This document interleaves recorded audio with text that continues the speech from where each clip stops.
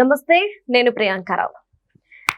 మన శంకర వరప్రసాద్ గారు మూవీ ఎవరికి నచ్చింది వాళ్ళు చెప్తూ వస్తున్నారు. కొంతమంది చూసి రివ్యూ ఇస్తున్నారు, కొంతమంది చూడకుండా రివ్యూ ఇస్తున్నారు.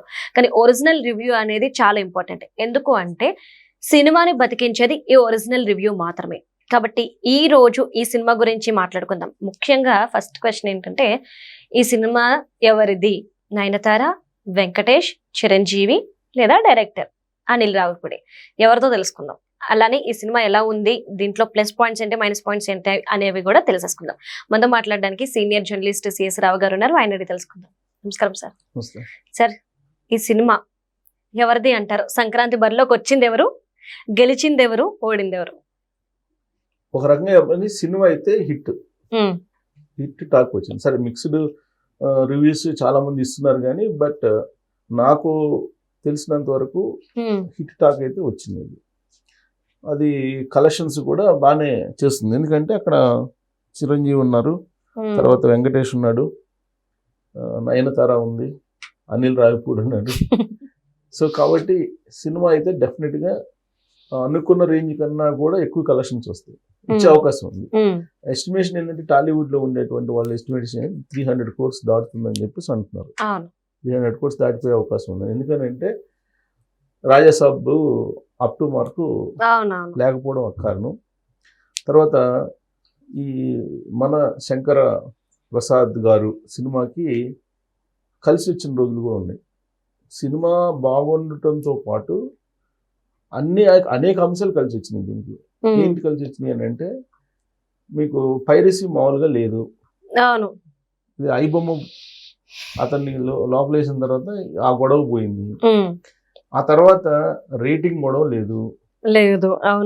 ఎందుకంటే బుక్ మై షోలో ఢిల్లీ కోర్టుకు పోయేసి రేటింగ్ ఇవ్వకుండా ఆప్షన్ తీసేయించేలాగా తీర్పు చెప్పించుకున్నారు. అది అనుకూలమైనటువంటి అంశమే.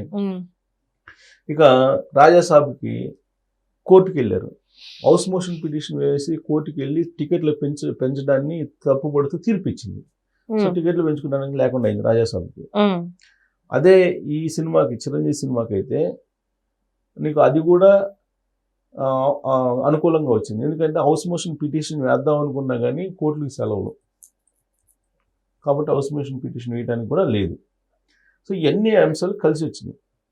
దాంతోపాటు రాజాసాబ్ కొంచెం డ్రాప్, అది అప్ టు మార్క్ లేకపోవటం.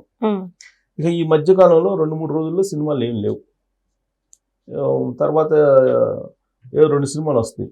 ఏంటి, రవితేజతో ఒక సినిమా ఉంది 14వ తారీఖు. తర్వాత ఇంకొక సినిమా కూడా ఉంది, నారి నారి నడుమ మురారి. సో 14వ తారీఖు వరకు సినిమాలు లేవు.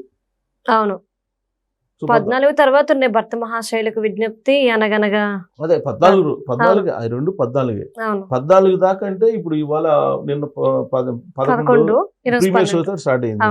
వాళ్ళ 12, 13 రేపటి వరకు కొట్టచ్చు. రేపటి వరకు 3 రోజులు చాలు కలెక్షన్స్ మొత్తం. అంటే పిటన్ ఖర్చు రావడానికి 3 రోజులు చాలు అనేది టాలీవుడ్ లో అంటున్నారు. కాకపోతే ఇది కంటిన్యూ అవుతుంది, థియేట్రికల్ రన్ కంటిన్యూ అయ్యేలాగా టాక్ అయితే ఉంది దీనికి.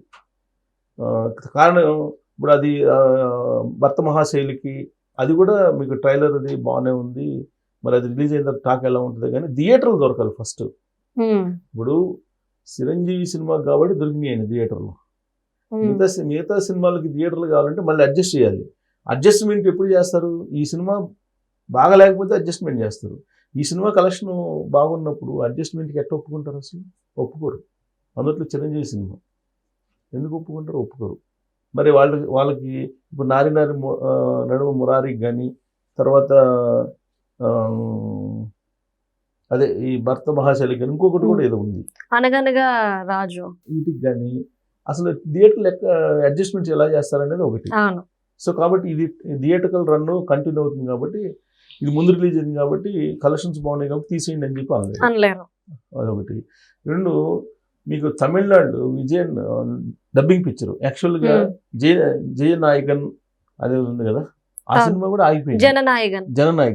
జననాయకన్ వచ్చినట్టయితే అటు షిఫ్ట్ అయిన వాళ్ళు కొంతమంది. యాక్చువల్గా జననాయకన్ రాజాసాబ్ తోటి విడుదల కావాలి, అది విడుదల కావాలి. ఇవన్నీ చాలా కలిసి వచ్చినటువంటి అంశాలు ఉన్నాయి చిరంజీవి సినిమాకి.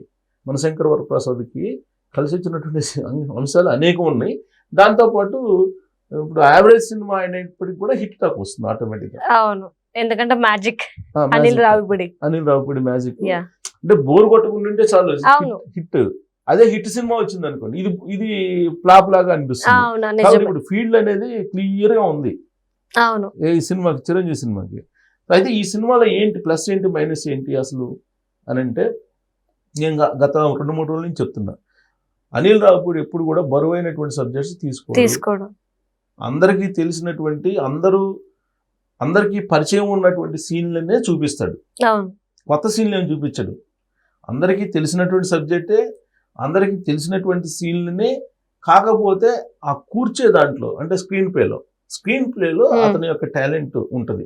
ఎప్పుడైనా ఏ సినిమా తీసుకున్నా, ఇప్పుడు భగవత్ కేసరి తీసుకోండి, బాలకృష్ణ తోటి భగవత్ కేసరి అంతే, బరువైన సబ్జెక్టులు ఏం తీసుకోలేదు, మామూలుగా అది అందరికీ తెలిసిందే. ఇప్పుడు ఎక్కడ టచ్ చేస్తారు, అందరికీ ఎక్స్పీరియన్స్ ఉండేది ఆల్మోస్ట్, అది దాన్ని తీసుకుని హైలైట్ చేశారు. అలాగే సంక్రాంతికి వస్తున్నాం, ఏదో వెంకటేష్ అంత ముందు తీసిన సినిమా వెంకటేష్కి వస్తున్నా, దాంట్లో ఏమన్నా బలమైనట్టు కథ ఉందా? ఏం లేదు కదా, జస్ట్ ఊరికే పండగ వాతావరణంలో అందరూ సంతోషంగా ఉండేలాగా ఒక సెట్ వేసేసి తీసేసారు, ఫన్ వేసారు. సో అలానే ఇప్పుడు సినిమాలో కూడా మనశంకర వరప్రసాద్ గారు కూడా బలమైనటువంటి కథ ఏం లేదు, కాకపోతే కథనం అంటారు కదా, కథనాన్ని చాలా అద్భుతంగా బోరు కొట్టకుండా నడిపించాడు. సో దీంట్లో హీరో ఎవరు అని అంటే, ఈ సక్సెస్ ఎవరికి పోవాలి, ఫస్ట్ సక్సెస్ అని అంటే అనిల్ రావిపూడి పోవాలి. Hero Anil Ravipudi, Sankranti hero Anil Ravipudi.